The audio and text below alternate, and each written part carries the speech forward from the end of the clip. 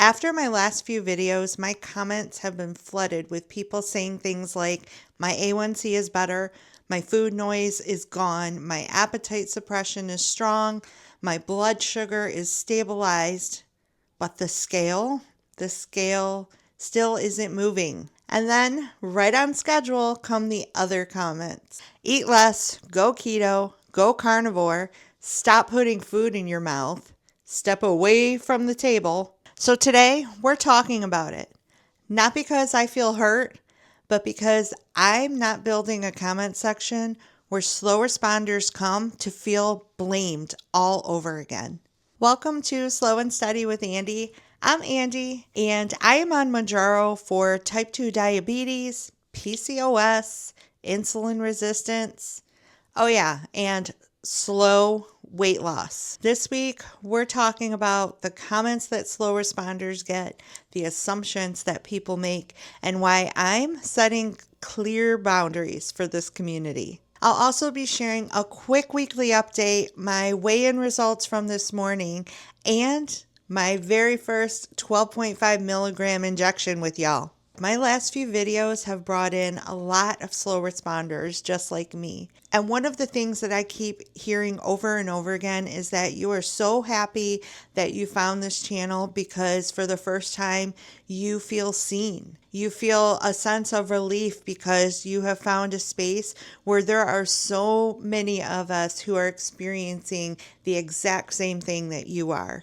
And you guys are also sharing such vulnerable things in the comments. And not only are you sharing those sensitive things, you're also taking the time to encourage me as well. And I really appreciate it because I know how long it takes to type out some of these comments. And I just want to thank you for taking the time to do that because there are others who maybe don't feel so safe yet to leave a comment, but I'm sure that they are reading through yours and feeling such a sense of relief because maybe they were feeling like they must be doing something wrong. I know I did, and sometimes I still do think, what am I doing wrong? Even though you know that you are doing all the things. And this is the group that I am talking to today. If you've come into my comment saying that you are trying so hard and the scale is barely moving, I want you to know this. I hear you and I believe you.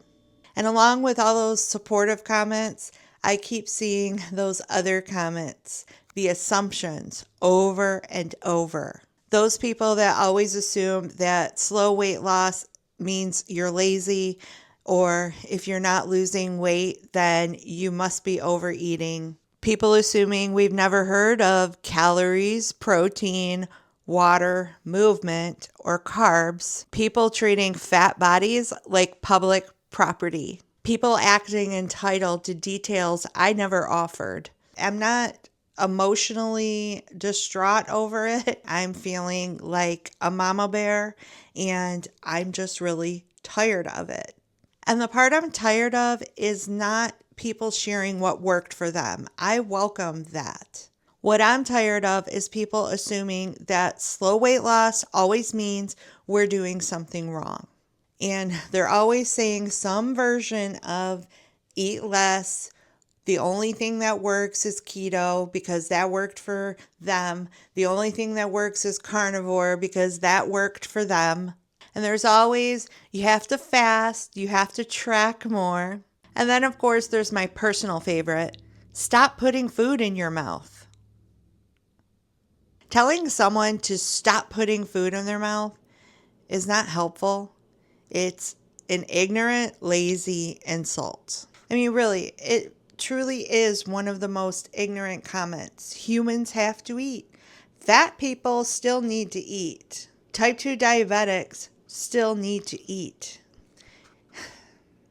You cannot shame someone into starving themselves until they reach a weight that you find acceptable.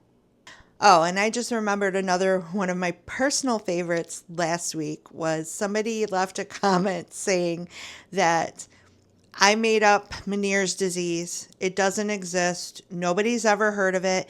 And somehow I convinced my doctor to give me a diagnosis for some imaginary disease that doesn't exist. And you guys, the first thing that I thought of when I read that comment was, has this person never heard of Google? It just goes to show how willing someone is to accuse someone before even bothering to go check to see if what they're about to say is true.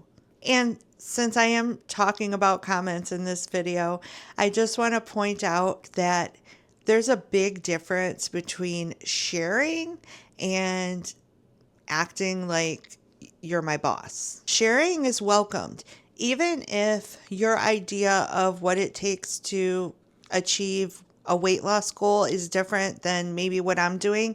That's fine. We are different. I mean, there are billions of people in the world. It would be a pretty boring place if we were all exactly the same. So I fully expect that there's going to be people that don't necessarily agree with the way I'm handling my journey.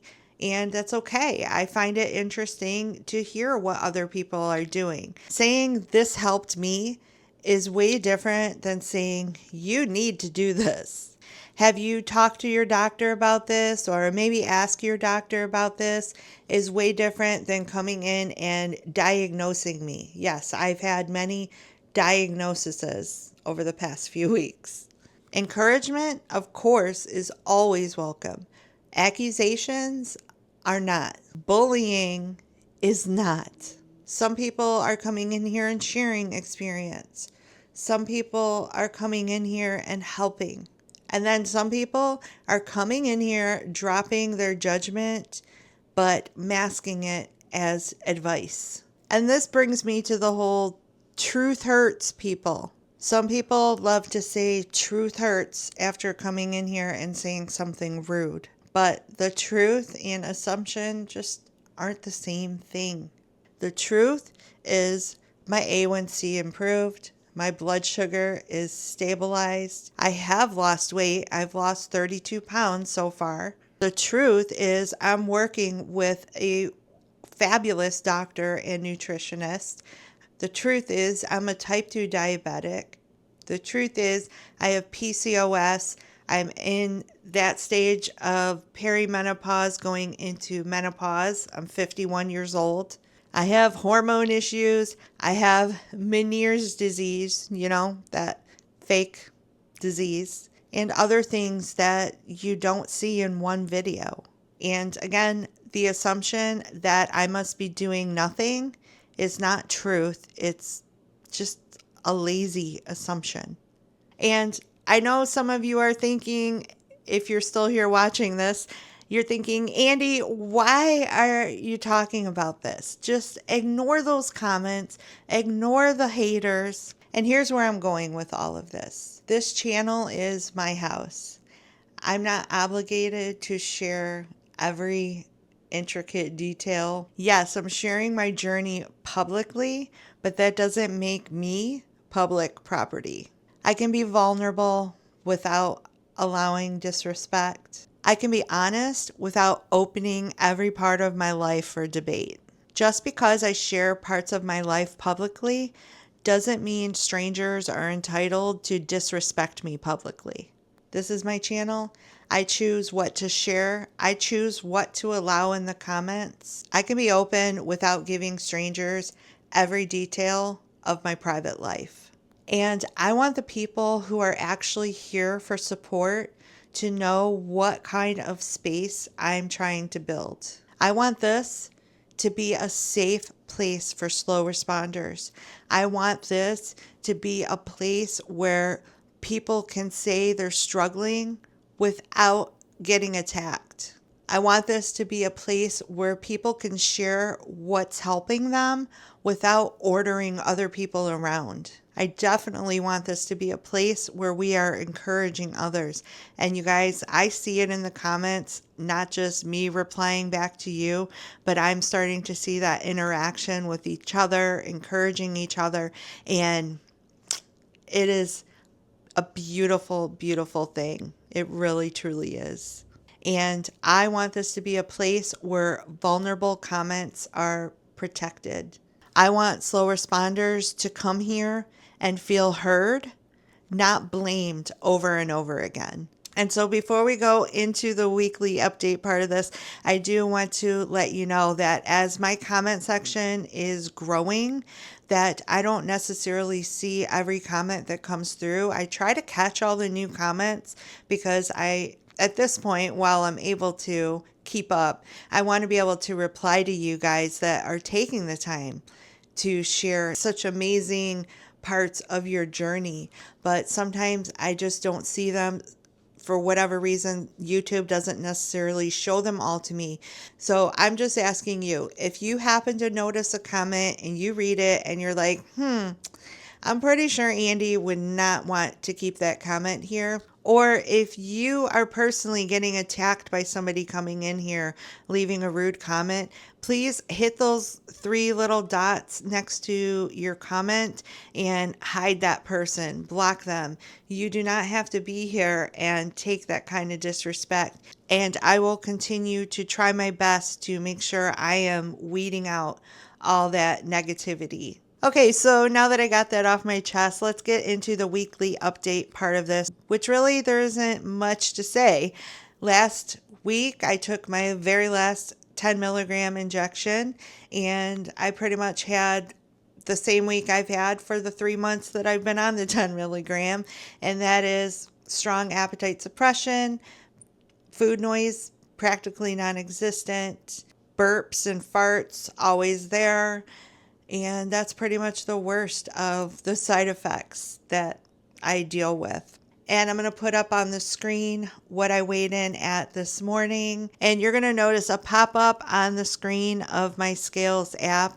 And just like last week, it was a pretty cold morning when I weighed in. So I had socks on. And that little pop-up is saying that it's not detecting like my heart rate. And it's not going to give me the BMI details and all of that, because with socks on, the metal sensors that are on the scale are not going to register any of that.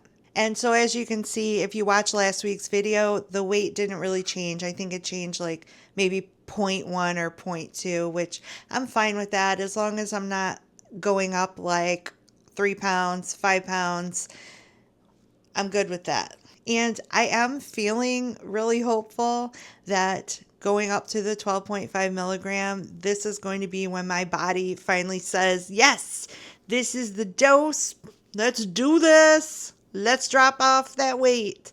I'm trying to be realistic and not get my hopes up too much, if you know what I mean. Just still being grateful for my A1C being 5.4 when it was 7.9 when I started my whole journey. That right there is a win every time I get that test done. All right, you guys, so here it is. It has come to room temperature. It's been sitting out here for a little while, and I just want to let you know that it doesn't help. It still stings when I inject in my thigh and my arm, but I will keep doing it because I just never experience any type of response when I inject in my belly, whether good or bad. I just get nothing. So I will keep dealing with the 2 seconds of pain and inject in my thigh and my arm. So let me get my injection site cleaned up and we will take this together. Well, I'll take it with you watching. You know what I mean.